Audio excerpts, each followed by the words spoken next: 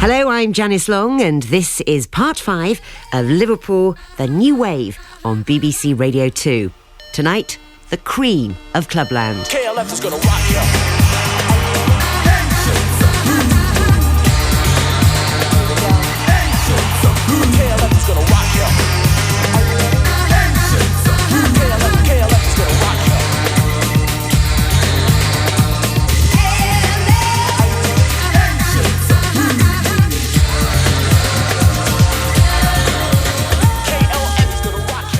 Side, please, let's have your glasses. It's pub chucking out time on Saturday night in downtown Liverpool, and the streets are as mad as the last shopping day before Christmas. Like all self-respecting northern cities, in Liverpool the night is still young and there are no homes to go to yet.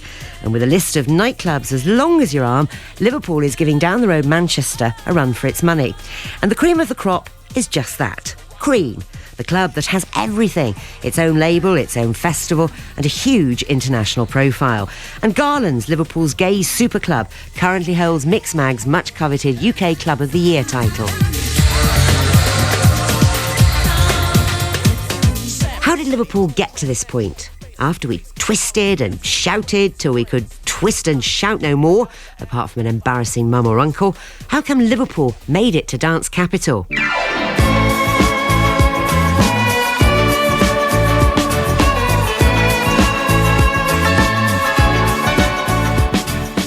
It's 1976. DISCO is on the rise. No sign of John Travolta yet.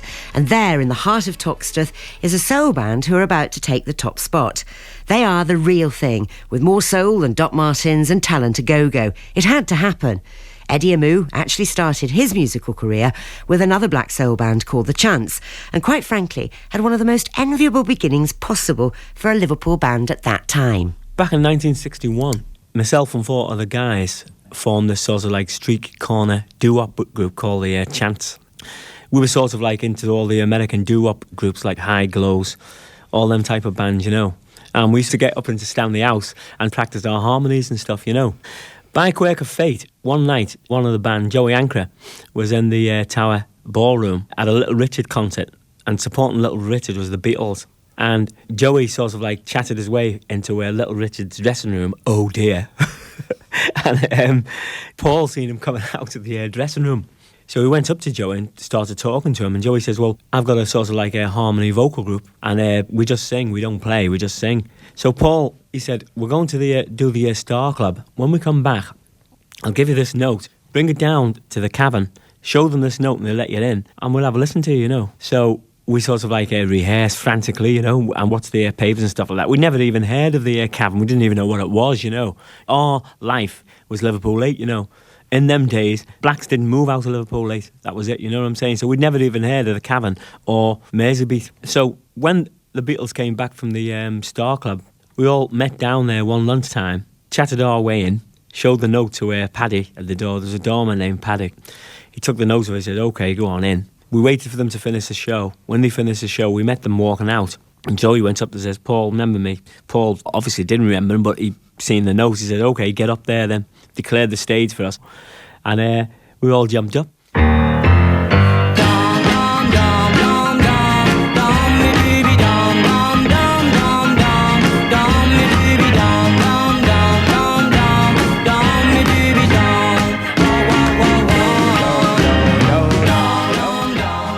What I will always stick out in my mind when we started to sing is seeing like George and John and Ringo come running. They were all down at the bar and they all come running down. They couldn't believe what they were hearing, you know. And basically they made us go through our whole sort of repertoire of songs. And when we finished, says, that's it, you're coming down here tonight and you're going to come on stage with us. We'll rehearse 4 songs with you and we'll bring it on stage with us, you know, introduce you to the public. So we rehearsed the 4 songs like there. Now, when we arrived back down, Brian Epstein was there by this time, and he said, look, my boys don't back anybody. John Lennon overrode him. So we went on, you know, basically tore the place apart. I mean, we couldn't fail, could we? Came on halfway through their show. They were just taking off with Please Please Me then, and it was amazing, you know. So we came on halfway through the show, and basically Epstein then signed us right away, and we repeated that for the next 12 months. We would travel with the Beatles and come on halfway through the show. I know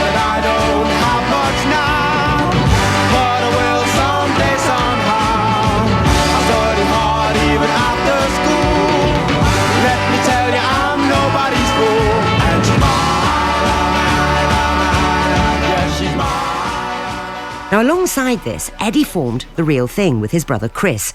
It was a long apprenticeship, but after 15 years of singing in bands and no sign of a hit, Eddie's hard work and tenacity paid off.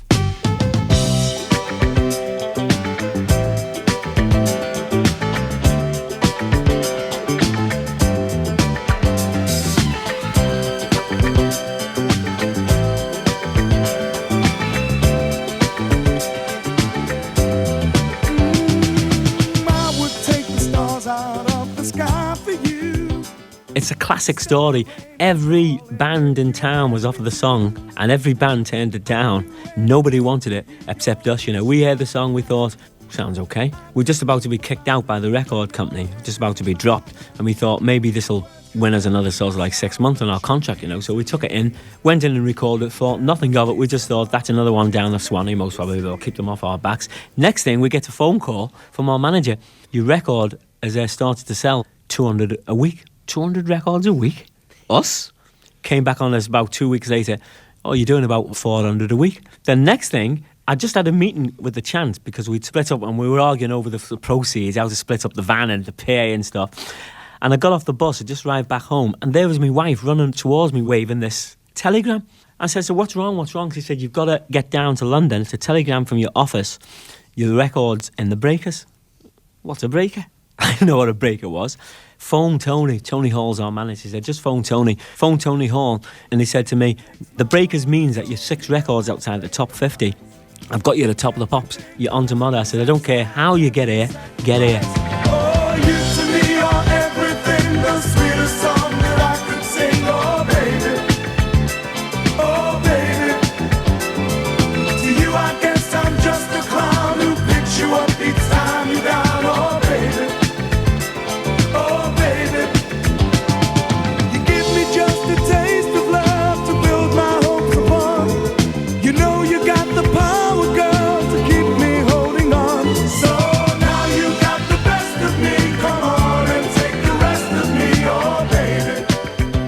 When we got in there now, we're a sort of like live band. We used to work on our own band. But on the show, they wouldn't allow us to use the band because we're classed as a vocal group. We had to use the studio orchestra, you know. So that was nerve-wracking. And in the morning, it wasn't bad. The first run through, not bad. But what you've got to understand is, Top of the Pops is a long day. And everybody's up to the bar, in between shots up to the bar. So as you go through the day and you're doing another rehearsal there, the musicians get a little bit more sort of like oiled. So when you come to doing the actual thing, the producer insisted on conducting the band himself, the orchestra himself, which made it even hairier. It was miles too fast, but basically we just didn't care, man. We thought, this is our chance, we're going to grasp it, we don't care. So we performed it best we could. Next week, we went straight in at something like 26 or something from nowhere. The week after that, we were number 1 in the chart, you know. And I always remember walking down past sort of NEMS as it was then, and I could hear them playing the record, and I felt like running over saying, it's me. I couldn't believe it. Well, they followed this with the hit Can't Get By Without You. And then Let's Go Disco appeared in that quality 1978 movie of the classic Jackie Collins novel, The Stud. However, it wasn't until they hit the top 5 with the Star Wars-influenced Can You Feel the Force in 1979 that they really hit the big time with those disco dancing audiences.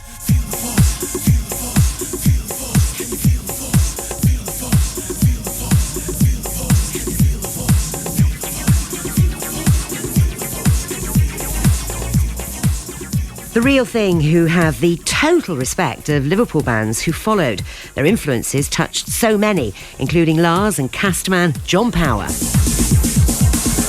They were the most authentic Chicago sound and proper. I mean, when I hear their voices singing, you to me, are I mean, that's like, when I hear R&B today, you know, and all that, I just think, God, it sounds like, you know, sterile sort of, you know, crappy pop with a bit of a beat. But to be honest with you, I mean, the last real authentic sound and soul band, you know, I'd have to say was The Real Thing, and they were very representative of their area, you know.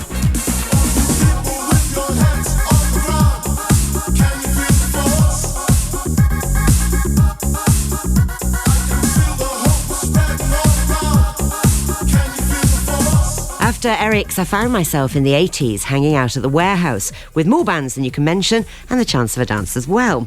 Then there was the State, Jodie's, Macmillan's, the 051 and more. The clubs were alive to the sound of music. The Homegrown, Dead or Alive and Frankie Goes to Hollywood amongst them. And then in 87, from a little place just off the A580, the East Lancashire Road, in Newton-le-Willows, a man who was neither Manc nor Scouse made it to number one with Never Gonna Give You Up. Rick Astley was here, and the formulaic outpourings of Stock, Aitken and Waterman dominated the dance floor. Are you dancing? Are you asking? And it caught the imagination of a 16-year-old hopeful from Liverpool. Even when you're home, you won't pick up your phone and take my call. When I see you on the street, you stare down at your feet, you won't talk at all. The lovely Sonia Evans, just Sonia to you and me. She had the red hair, the biggest smile, and the even bigger voice. Never backwards and coming forwards, she went up to Pete Waterman and said, "Gives a job." I think it was a time where everyone was just going for it, you know. I mean, I think that's about the people of Liverpool as well. They've got a lot of get up and go, and they think, you know, they can achieve anything, can do anything. And I think at the Stock Aitken Waterman music then, it was absolutely fabulous. Kylie had just come out, which I thought was good, but especially Rick Astley and some of the Donna Summer stuff that he'd done, I was, you know, very influenced by. And, you know, the Liverpool humour as well. I mean, I at that point, I thought I could move mountains and actually do anything, achieve anything, you know. But you'll never stop me from loving you. It doesn't really matter what you put me through. You'll never stop me from loving you. And not just Sonia. A couple of other Scousers getting the Hit Factory treatment were the Reynolds girls. They were Linda and Aisling, 18 and 16.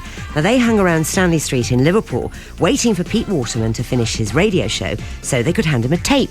And this was it, their one hit, a song inspired by Matt Aitken's opinion of Fleetwood Mac. Going all these Rolling Stones, we don't want them back. I'd rather Jack than Fleetwood Mac.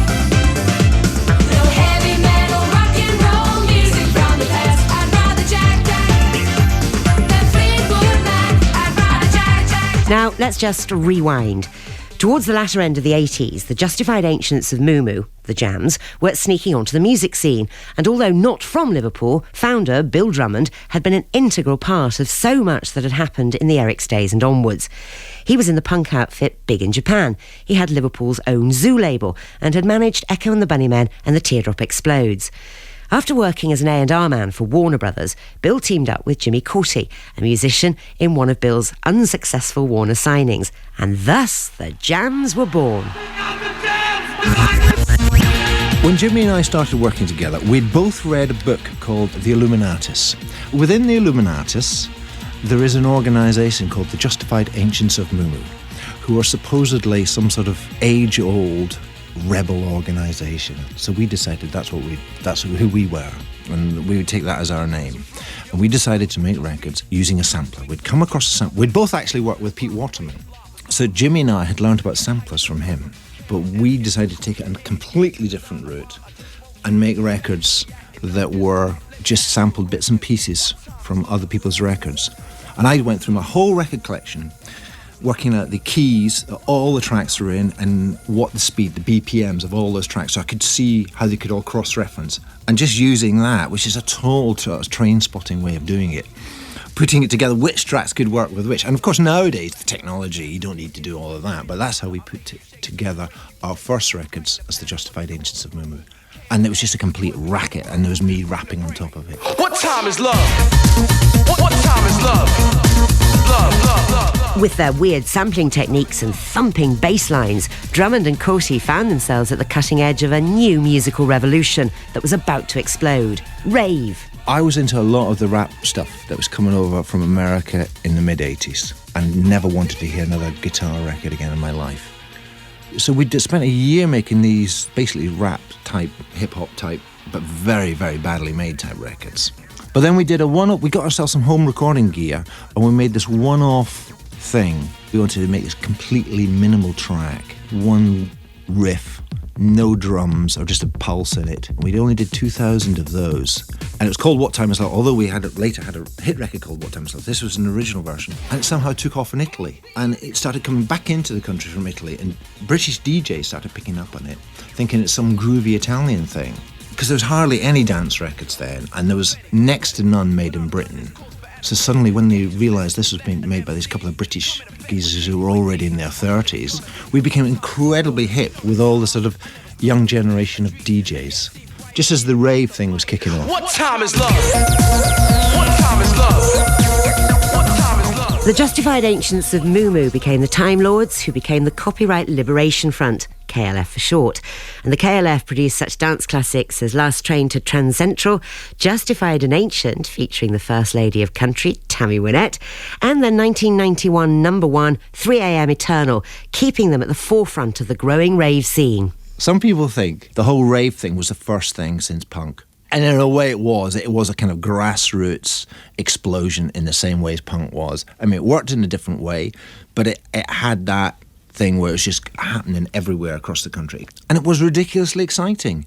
And we'd never planned to be part of that or even thought about it. It just wasn't where our heads were at. But suddenly we were playing at all these huge, massive outdoor raves. So like in 1988, they were all London-based indoor warehouse do's. And it was in 89 that then they started becoming orbital raves. It was all last minute where these things were, and you'd all meet up at a service station on the M25, find out exactly, and then the word would spread and everybody would head off to some farmer's field somewhere. They're justified and they're ancient, and they like to roam the land. Just roll it from the top. They're justified and they're ancient. I hope you understand. To the bridge, to the bridge, to the bridge They now. call me up in Tennessee. At the Brit Awards in 1992, the KLF took the Best Band Gong after an interesting thrash metal performance of 3am Eternal. They then announced, "Ladies and gentlemen, the KLF have now left the music business." And they did just that, not forgetting to leave a dead sheep on the steps outside the venue where the awards were taking place. Strange behaviour, but not that strange, when you think that a couple of years later, Drummond and Corty went off to the Scottish island of Jura and burned £1 million of their own money. All in the name of art.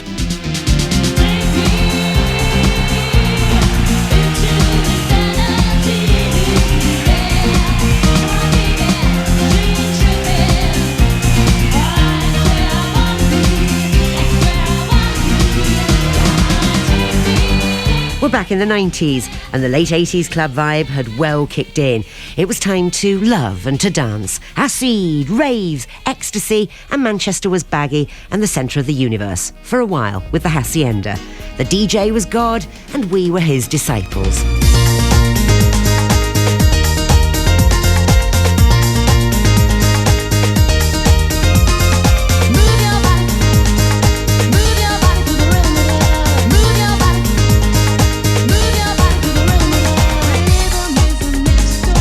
K-Class with the number 3 chart success, Rhythm is a Mystery.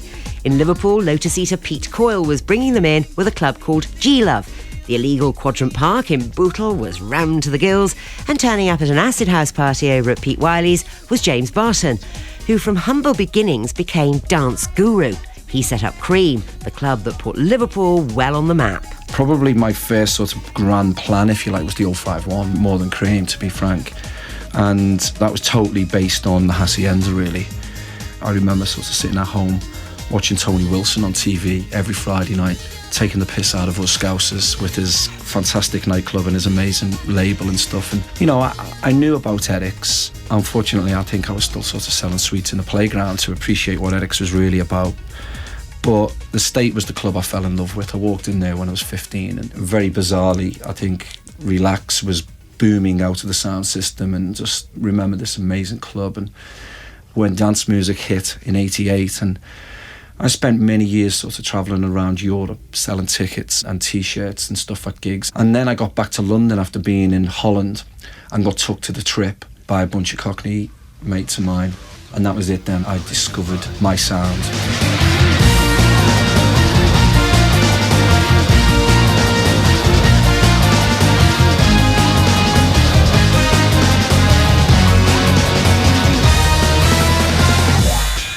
On the ascendant, Apollo 440 featuring Liverpool's Howard Gray and Trevor Gray, who were rocking block beats way before the Chemical Brothers. But the whole club vibe was all still very much underground. James Barton remembers when it all changed. I think then it went really overground in 94. It was 2 years into Cream, really, when it literally just went kaboom. When Ibiza exploded, Cream exploded, the whole Super Club term, Ministry of Sound, Cream, Renaissance Records, boom, the whole thing just went into overdrive. The first era of dance was well underway, so how come Cream had yet to happen? When was that defining moment? When did the Cream empire really kick off? Cream came about mainly because I was at the 051 and, you know, me and John worked very closely on opening the 051 and it sort of didn't live up to my expectations, and I think, you know, people understand that. And I did some interviews at that time, which I think, you know, I was like, if this doesn't work, I've had enough of clubbing and stuff like that, because I'd done the State and that got shut down, I'd done the Underground and that got shut down, then I spent a little bit of time at Quadrant and that got shut down for all the right reasons, to be honest with you. So coming out of those 4 clubs and sort of being, you know, passionately in love with the music but always dealing with the drug question all the time, by the time I got to open the 051, it was like, right, it's 1991 or something, this has got to work. And after 8 months it wasn't working for me and it went downhill very quickly, and within a year I'd left.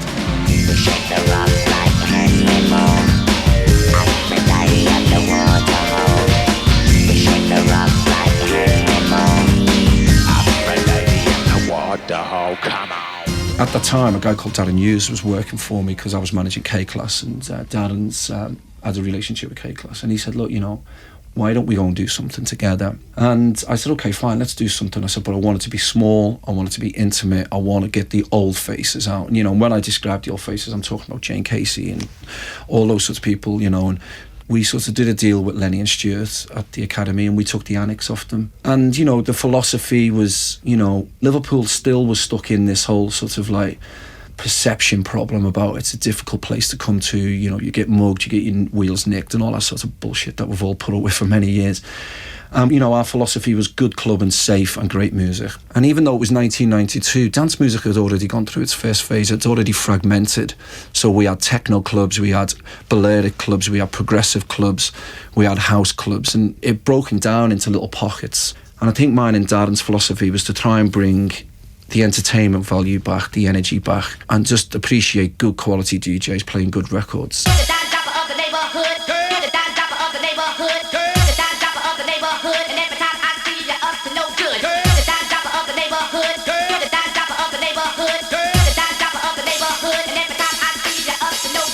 Apollo 440 and the Pawn Kings, a dance outfit from Liverpool led by DJ Davey T, whose lineup once included former Atomic Kitten, Kerry Katona.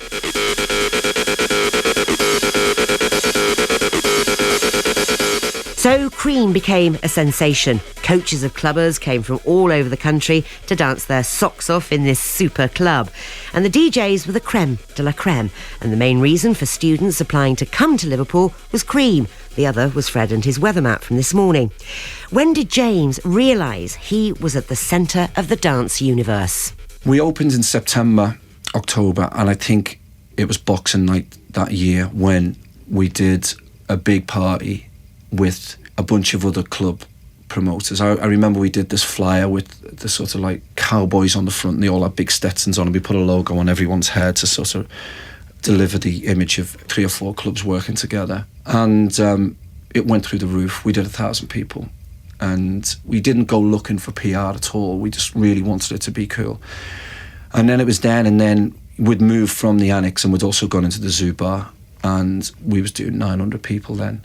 And after that, it just flew. It just carried on going and carried on going. And then by October, the year after, we was moving into the main room, and that's when I think we really realised that we had something big. And we refurbished the main room at the Academy, changed its name to Nation, spent a lot of money on marketing, brought over Frankie Knuckles and David Morales, and then that's when we started doing 3,000 people every week. And it is a phenomenon and continues to attract the crowds, including footballers, soap stars and other musos like fellow Scouser Natasha Hamilton, another Atomic Kitten who's had many a good night out there. I went to Cream once. It was Boxing Day about 2 years ago, and I took my best friend, and it was just mad. We blagged our way into the VIP.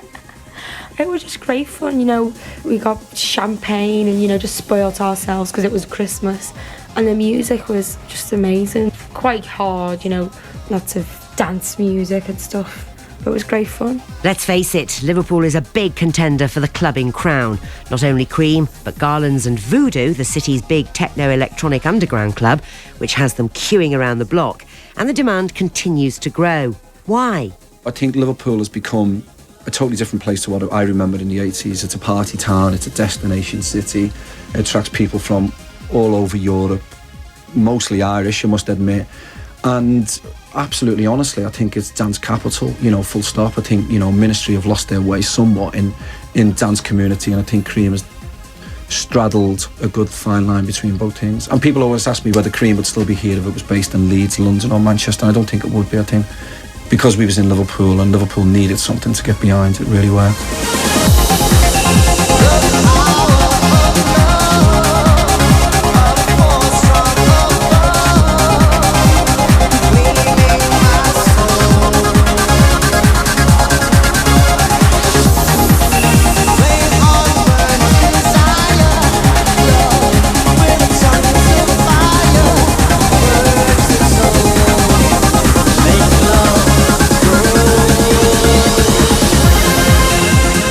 Next week, in the final part of the series, I'll be casting an eye over Liverpool's contemporary music scene, which means more from Atomic Kitten. And I'll be looking at what the future holds for Liverpool, Music City, UK. Yes, I am biased. And the beat goes on. The final part of Liverpool, the New Wave, next week.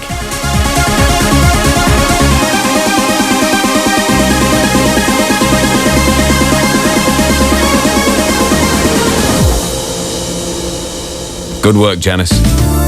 88 to 91 FM. That'll be Janice Long morphing into Janice Long by midnight again.